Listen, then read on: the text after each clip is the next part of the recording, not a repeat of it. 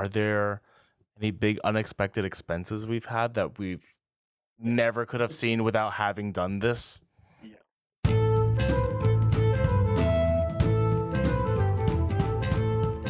everyone, and welcome to the Fable Coffee Talks podcast. I'm Alain, and I'm Andy. welcome to another episode. We're going to go a little bit today to discuss our financial story. I think that's something we both wanted to see from other podcasts, is the realistic look of like, what does it actually take to build a cafe? What like what are the unexpected things? How much you should have prepared, save, where do the different expenses come from? Like, basically, we kind of want to share our bit of the story just so people know like what potential pitfalls or unknowns, going before you kind of potentially start your own journey into this. Um,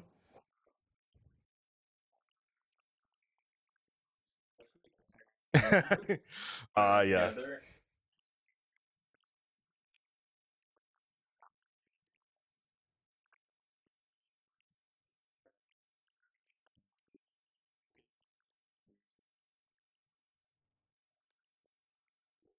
I mean, yeah, I think it took us 6 months, 8 months from the time we first toured our a potential brick and mortar spot to the time we closed down on the lease. It was a 6 to 8 month process.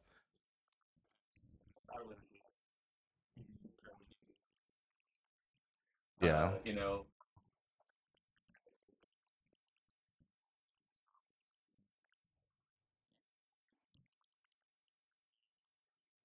it's your overhead. Yeah, yeah,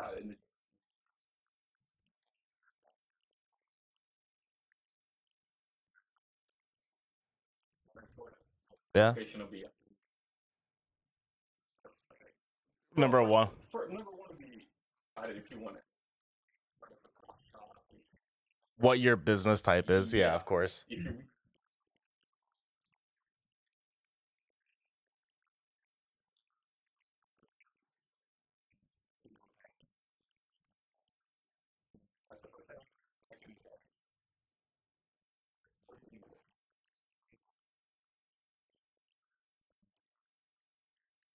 Yeah,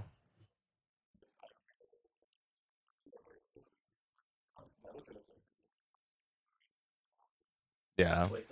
I think that's a good point. That like we could have totally made Fable Coffee like a online only kind of business, but that's so outside of what our vision of what we want out of Fable to be. Like, I think from the beginning we both wanted Fable to be about the physical space, about people coming to the shop, being a place that we can go to and be proud of existing.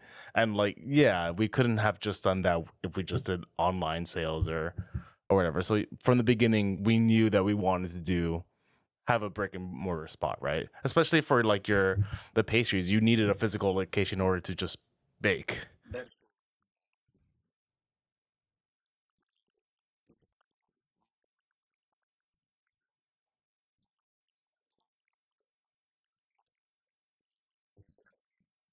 Yeah. you need a space. What is my side being?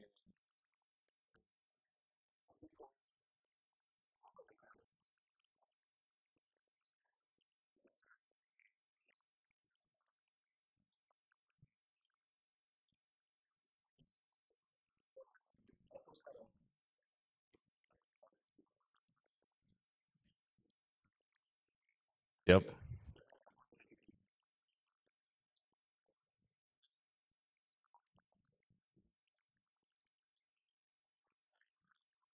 And I think looking at the larger picture of like how we got to the point where we were like, okay, we're going to do a brick and mortar, it's part of that, a financial preparation, but also operational preparation. In the same way that you want, like, customers want to try out the pastries before they commit to the big thing. We did pop-ups and smaller events and online sales to make sure that, like, yes, like we can operationally do this day in, day out, right? Like, and this was what we wanted. So we knew from the get-go.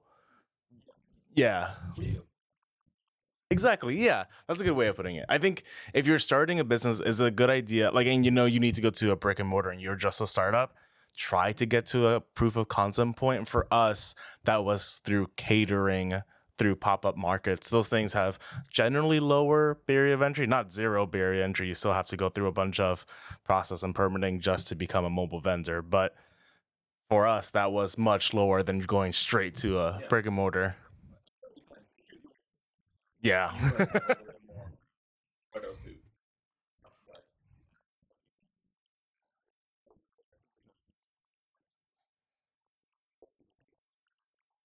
Mm. I'll tell. Just do it. Open your else. Yeah.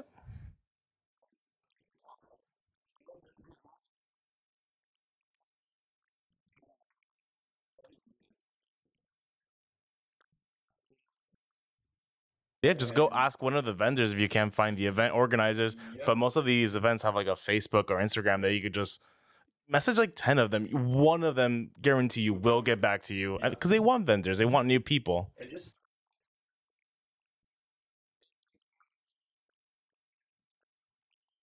Yeah. uh, just take a product out there. You Yeah. see that people Yeah. with, uh,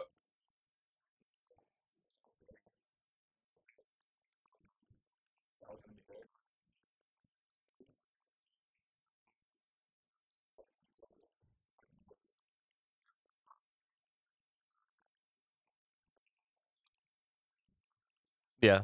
I remember from my first from my first day doing my very first pop-up, I had so many menu items and each thing was so complicated. To get like a drink out the door took me like 5 minutes. Now from like where I am at this point where we do pop-ups, like yeah, everything's super streamlined, has its own place. But if I just like sat back and like thought about it and didn't actually go into a pop-up, I never would have saw where like the pain points were, right? interesting. Hmm. Dimensional.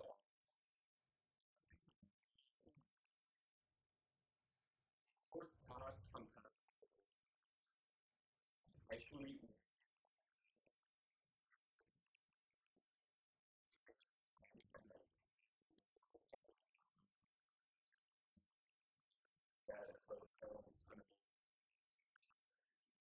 starting doing it.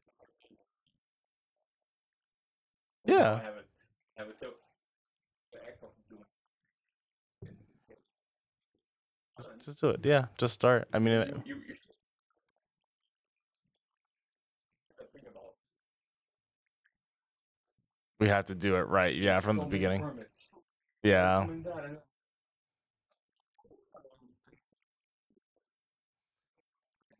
Yeah. puzzle. Yeah, it looks like I totally agree, especially when you go into a business and you're like, oh, I need to form an LLC, I need to worry about taxes, I need to do all this permitting. When you first look at it, it looks like an insurmountable amount of work.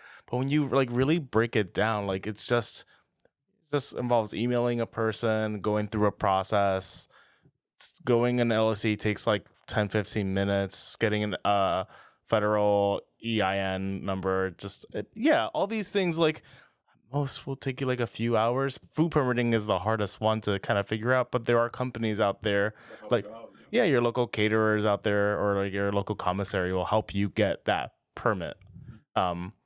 But yeah, so I think that's kind of like how we got to the point, probably more from like an operational perspective.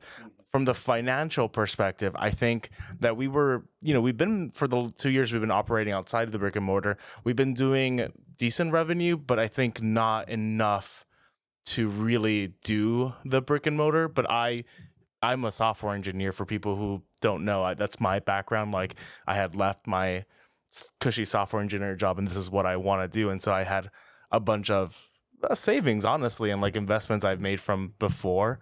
And I know like Alma Suisse has been pretty good. And that's your like financial background there. Yeah, we Yeah. gonna go ski.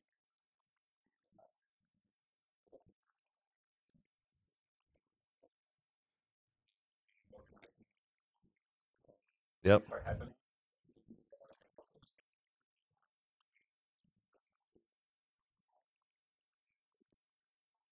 Yeah. I think we kind of did this backwards and like we decided on a number, right? We both decided kind of like $100,000 sounds like a good amount to start a cafe. And I think from there we kind of worked backwards of like, okay, now that I know what we want our budget to be, how do we make things work in that budget? And we, yeah, because I mean, because then like you could kind of spend money on anything, like,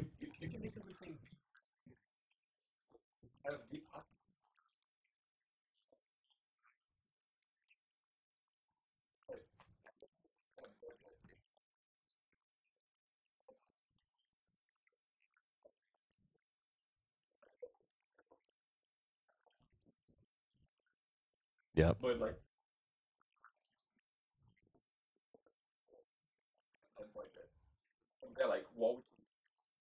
yep.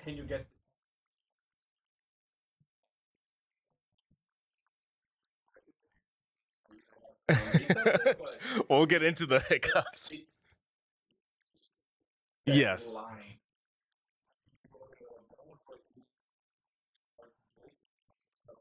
Hmm.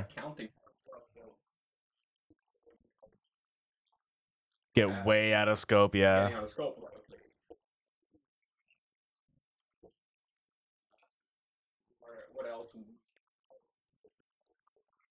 Yes. Exactly.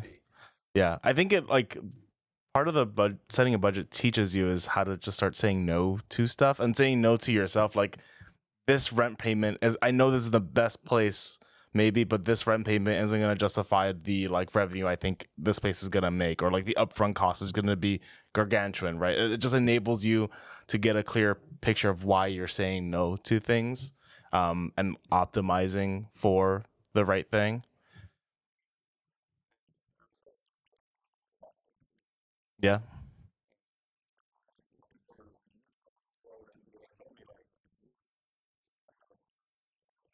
Up to 50, up to 30. Yeah.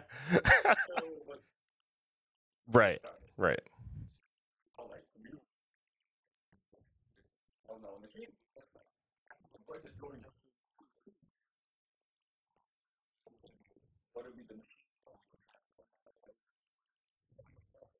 Yep.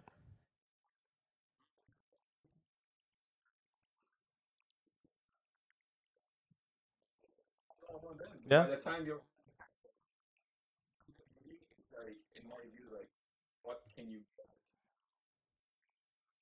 To get off the floor. Yeah.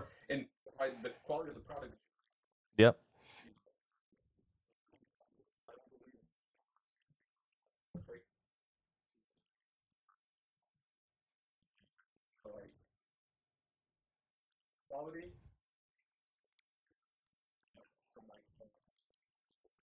Yeah.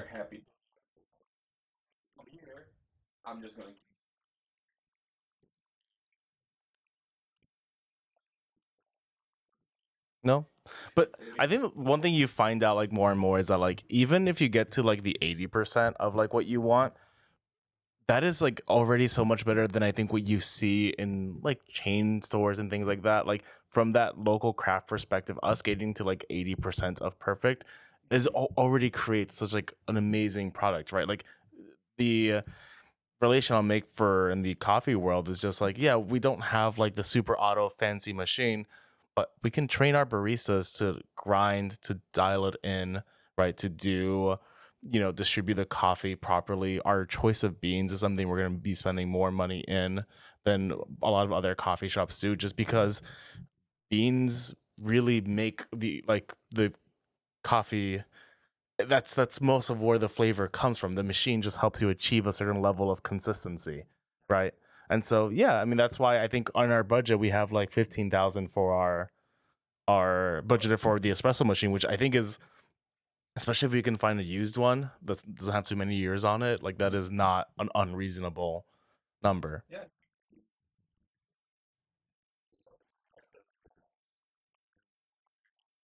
Yeah.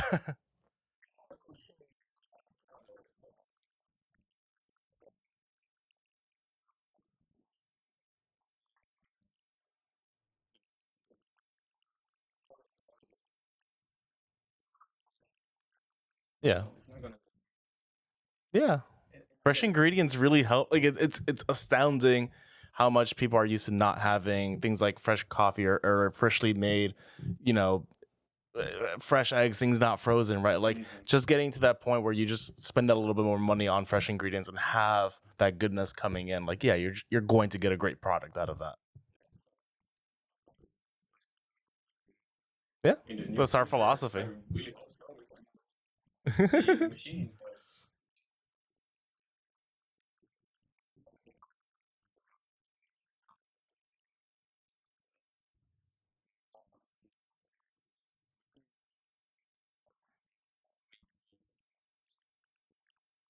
Yes, I think that's part of the large value you get from those higher end machines is a you don't need to train your baristas that much because more of that barista process becomes automated in higher end machines, and B, you get more volume and faster turnaround because of some other features, or you might have more group heads or that kind of thing. But these things kind of, unless you're like a massive coffee shop, you can get away with a one or two group head machines.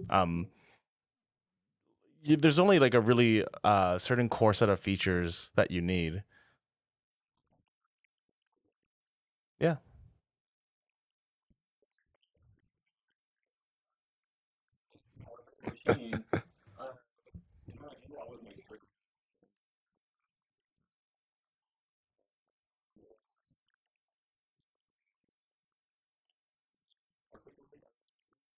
But if someone's not dialing it in,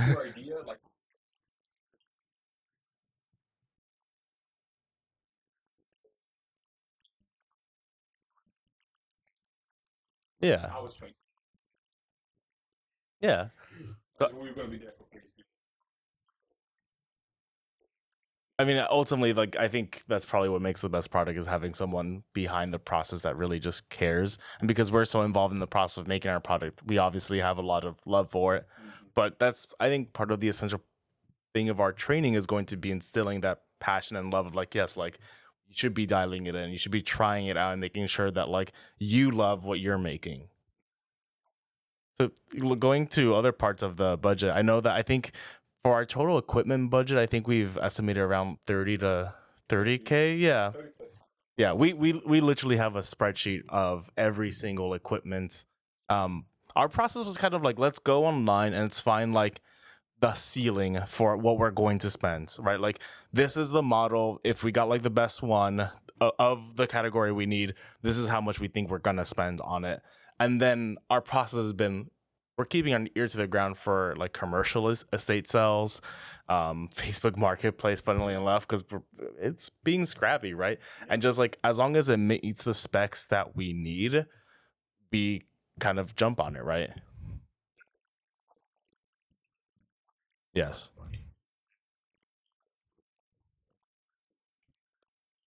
We're gonna probably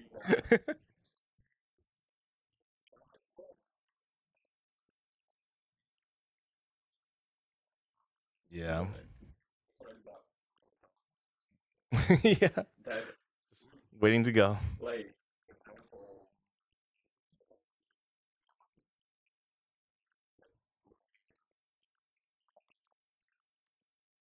Off in the state sale. It was great.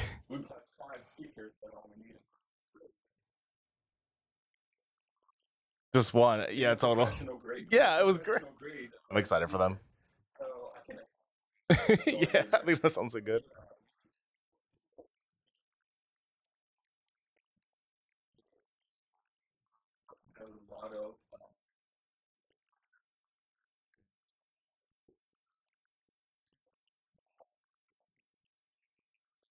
Yep. Hmm. I think the other thing I kind of wanted to talk about that I didn't realize how involved was to calculate was COGS, cost of goods sold. And I think if you're outside of like this business, especially food world, it's kind of like a mysterious thing. And I think we've done a really good job of kind of breaking it down for everything. Literally, I think every item that we made, we've done a COGS calculation for. And not only the cost of like, oh, how much flour, butter, eggs, right? But we've also done like how much water, how much rent, electricity. What is the labor cost of selling this one roll cake, right?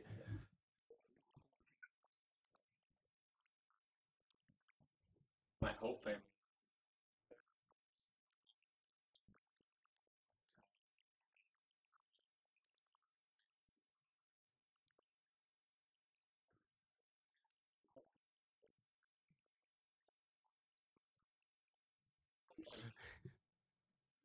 I Everything wish, man. else I want to do. Yeah. Because you might be true. Yeah, the pure COGS The pure, costs. yeah, the Yeah, pure ground coffee made coffee. sure. But Mm-hmm. that's the water. Yeah, So they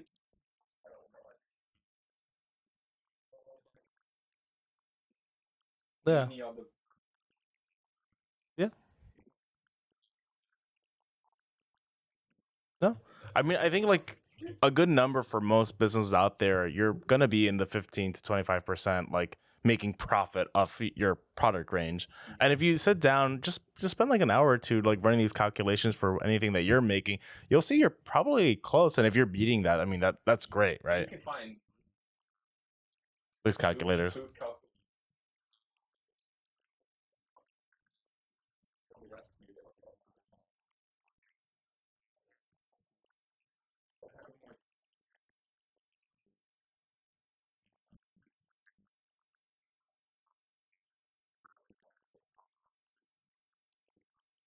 Yeah. Making the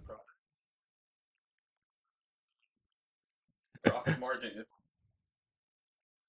I think one of the things it inadvertently does is makes you realize that any second you're not open or operating is a moment you're losing money, right? Like it kind of weirdly makes you optimize for staying open as much as possible, just because the fewer hours you're open, the more the amortized cost per item for things like labor and rent end up becoming. Hmm. so.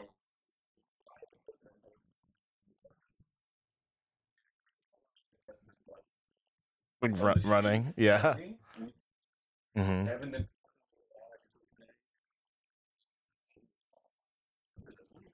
or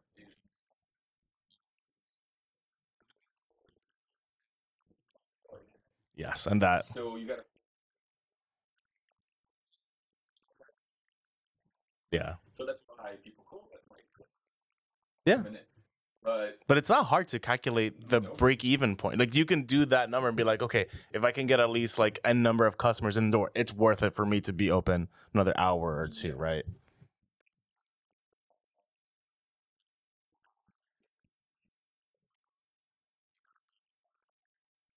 You gotta try it Push the out. limit. Yeah. See, Hmm. you know,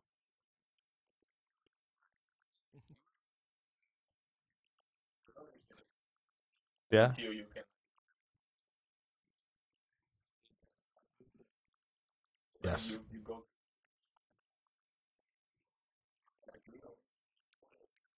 Yeah. Yeah. That's That's how. kind of like the core value that we have there. So what else? So we went over kind of COGS. Is there some other kind of? Oh, I know one thing that surprised me about how business financial math works is calculating depreciation, and this was something that I think confused me on. Like, oh, you're just bouncing some numbers around to make it look different. When we talk about depreciation of equipment and assets, this was all during while I was making our P&L sheet, our profit and loss sheet. Yeah. I was kind of confused. Like, okay, well, I know I need to buy the $15,000 espresso machine. Does that mean that like that first year we're gonna have to mark down like this massive loss? But the way I found that it actually works is that you have to amortize it over the lifespan of the equipment, and so that's another thing that we factor in, right? It's like, oh, we think this machine is gonna last us like 20 years, right? So do we have Tax any? write off.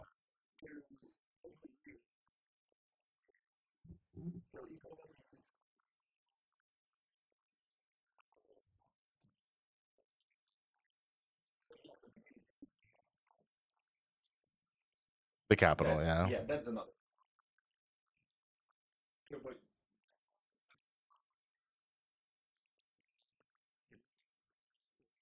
Yeah. I'll tell you,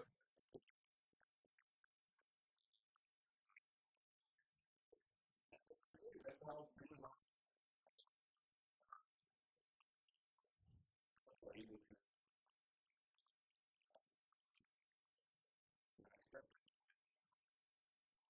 Mm, go down to yeah. the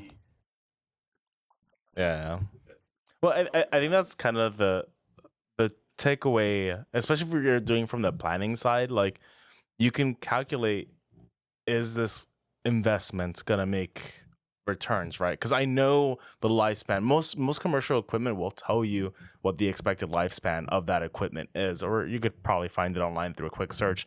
But you could see like, okay, this espresso machine is gonna make me n number of espresso shots that I can profit at this much, and the depreciation over the its lifespan is gonna be this. That number will tell you really quickly, like, okay, if I buy this espresso machine versus this espresso machine, like, does that number look different at the end of the day? You could really kind of distill, rather than going through like subjective based decision making for some of these things. Yeah, you could be like, I think it speaks to me as kind of like a numerical numbers data guy. It gives me the warm fuzzies to put all this thing into a spreadsheet and be like, okay, this is why I'm spending this much money on this thing, because I know if I make these sales, I'm gonna get this back, right? And that helps like justify kind of what we're getting into.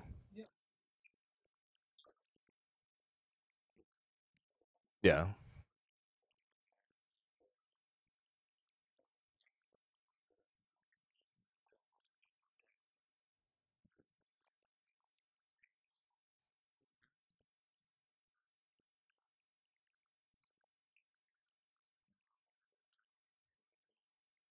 probably doing good. Yeah, you're doing good.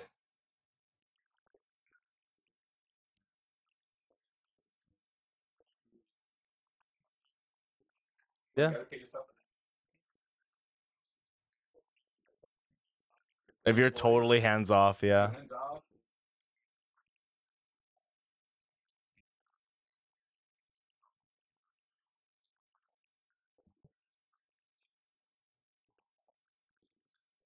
yeah. And Well, quick move fast.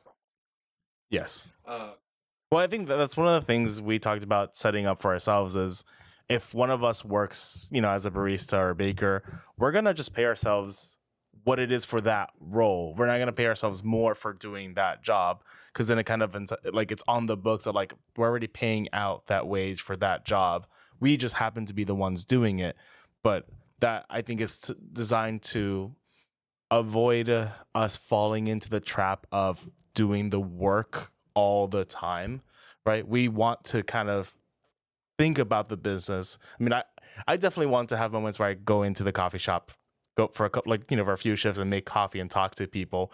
But I think from like a business perspective, that doesn't make sense. And by forcing us to only pay ourselves in the beginning, right, the salary for that particular role, and it incentivizes us to, yeah, okay, I'm not gonna work this role like forever.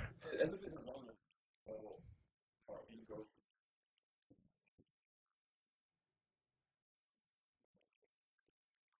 Yeah, there to make. yeah. Look for opportunities, grow. Yeah, and most of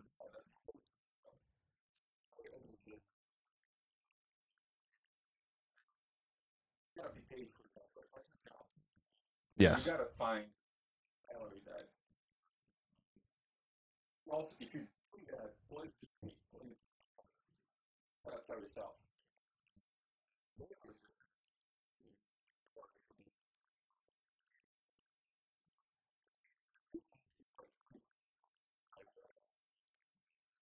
Hmm. The numbers hard to. I used to go.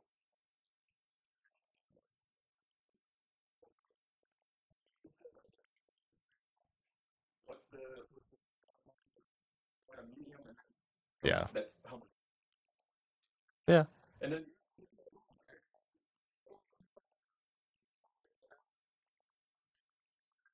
And but invest most of it back in is I'll should say be in the the go. beginning I was involved. Yeah. But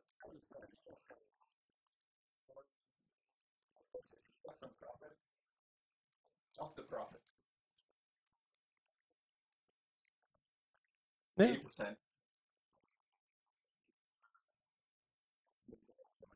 Yeah, I mean, that kind of goes back to like, why are you doing this? Like, why are you? Because it is going to be a lot of work and sacrifice, but you should be going into this, to be able to sit back every now and then and kind of like reap the rewards of all the things you've done, right? Yeah.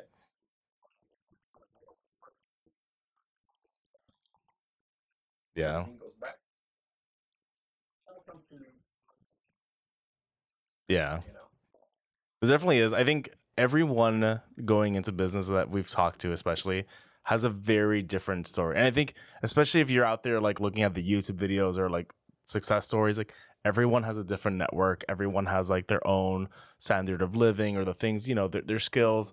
Everyone's journey is going to be a little bit different. So even our journey, the fact that we've had so much savings to begin with, like, yeah, you can get to that point by working. I mean, we worked for several years to get to that point. Yeah. Other jobs, but it's just to say, like, I think comparison is, don't get into the game of comparison comparing yourself to others, right? Because you're just not. It's the enemy of happiness, I think, is like what the Actually, com- social media. yeah. Traveling and you. Yeah. No comparison.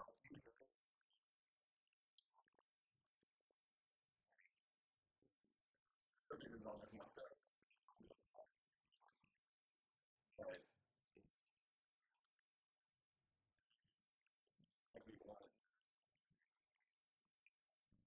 Yeah.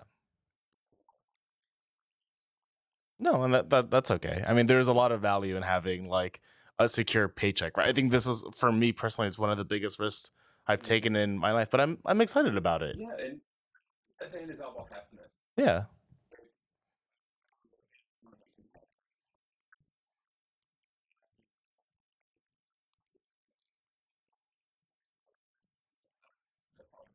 Yeah. I like how that's like the warm fuzzy message. I feel just honestly follow your dreams if you can. We're very lucky in that we've had this like safety net we've built for ourselves. Like we both worked very hard for a lot of years to get to this point, and now we're using our safety net, and that's why we can take this risk, right? Yeah,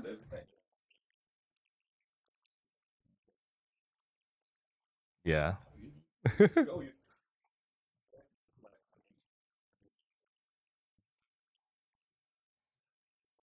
yeah. And that's something I think about a lot, is like, oh, should I just stuck with software engineering like through and through and through? And I'm just like, no, even if none of this works out, I still would have done it. Like I have a lot of hopes and we've designed it so things do work out. But you can't, no one can predict the future. But even then I know I'm glad that I went this route because this is just who I am and who I want to be, right? I want to be a business owner.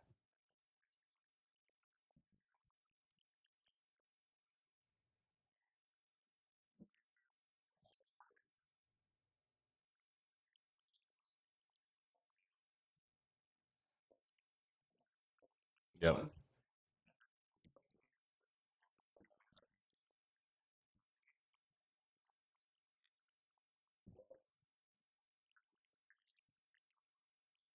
Yeah. So that's how I've been having my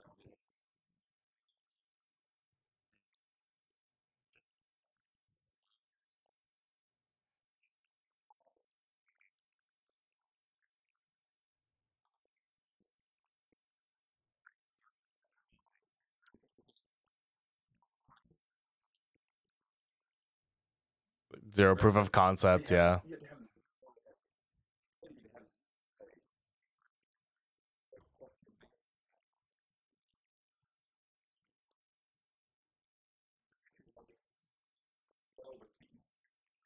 Yeah.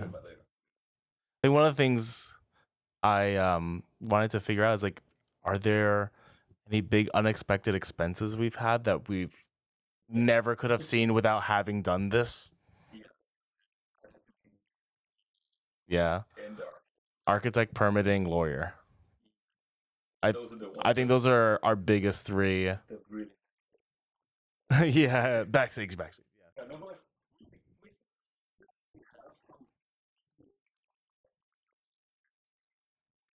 I think that's kind of one of the hardest things about submitting architectural plans to the city is you don't know exactly what they're going to say no to and how many rounds of iteration you're going to need. I mean, we're going through a big one right now with the numbers of bathrooms that we need to have in the establishment. And it was a thing that we thought for sure, our architects thought with some high degree of certainty that we could go with a certain, with one bathroom is what we wanted to do for the occupancy count. But the city came back and says like, no, those specific codes you're referencing aren't applicable. And we're like, got kind of surprised by that, but ultimately it's their call, and that changes the plan, that changes the expenses of now we need to build out this whole second bathroom. Is a thing we never would have seen coming.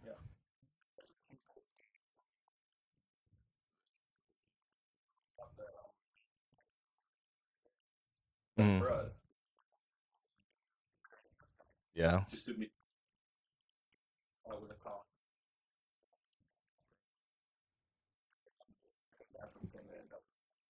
yeah,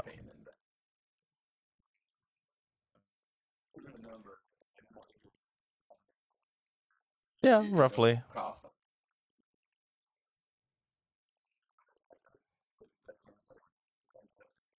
Yeah.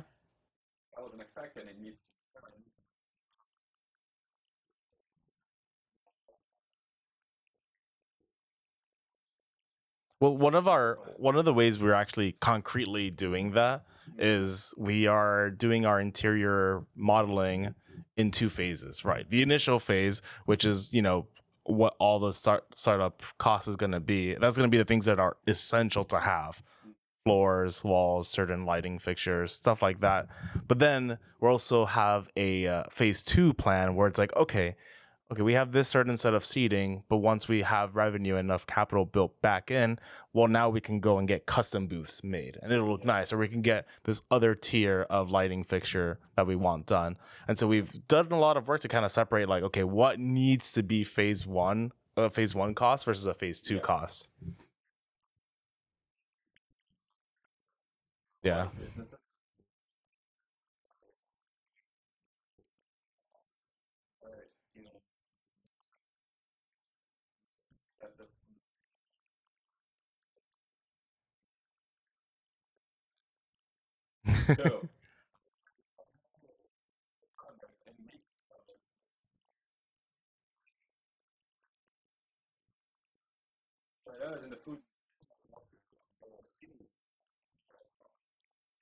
Yeah.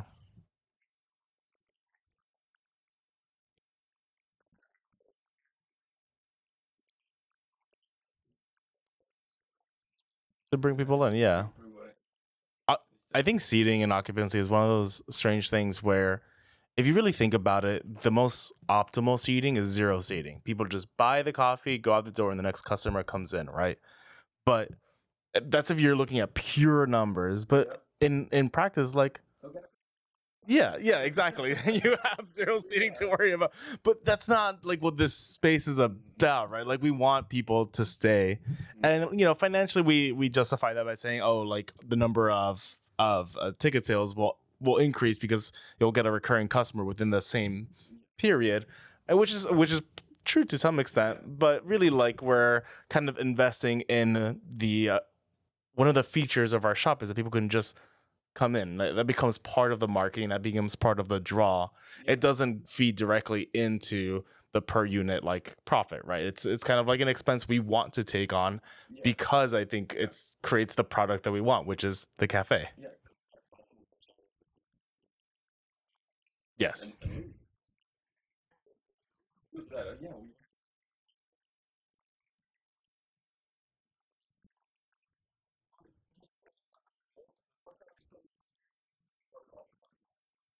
Yeah.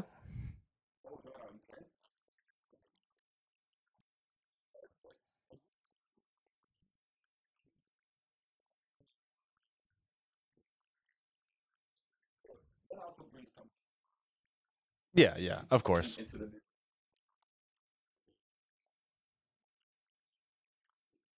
Yeah.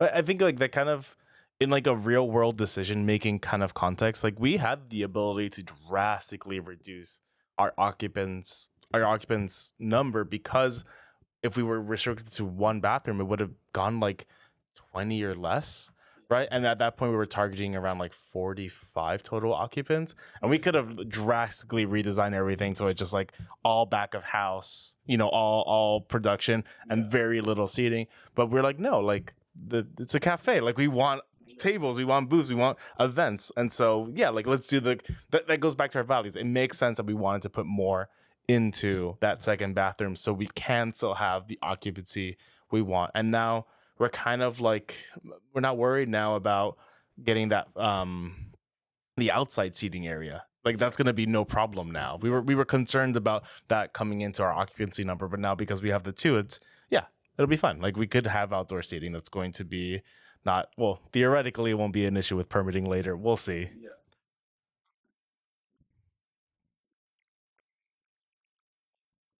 Yeah. It'll be more comfortable, yeah. Yeah.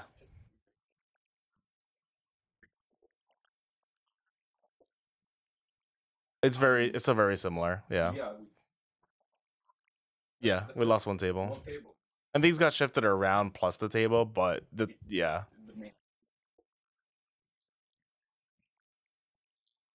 That is what's next. Yeah. That's yeah.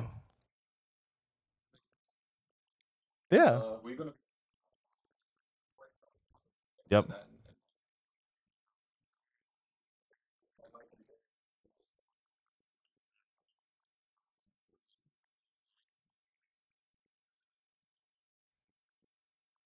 And also let us know if you want us to go deeper into the subject.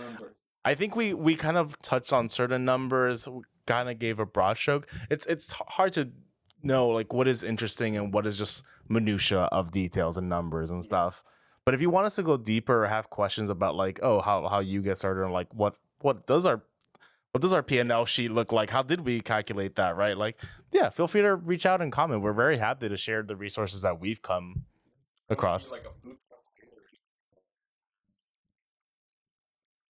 Yeah, that's a good idea.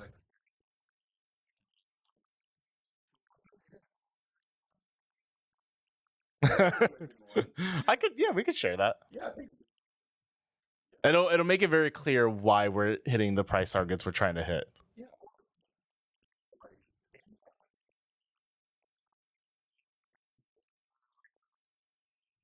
Well, caveat, unless you're a massive chain or something like that, where yeah. well, any other that could kind of yeah. Just because their scale, the scale of economies really comes into play for these other. Once you hit certain quantity thresholds on like certain goods, even coffee, right? Like you just your unit economics go way down.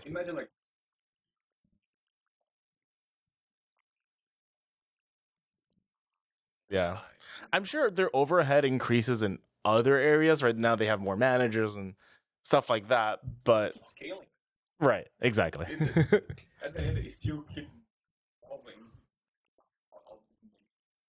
hmm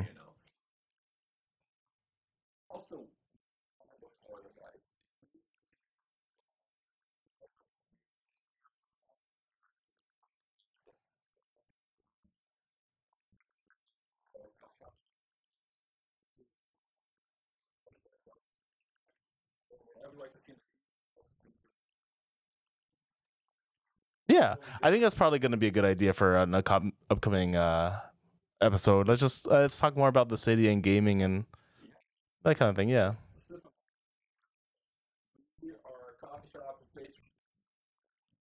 Yes. Maybe one episode I'll teach you how to play Magic the Gathering. What an episode. We'll be here for like 5 hours. It'll be great. And he's actively sweating right now. Yeah.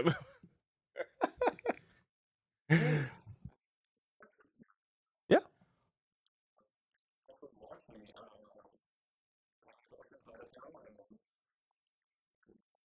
Yeah. Have a good night, everyone.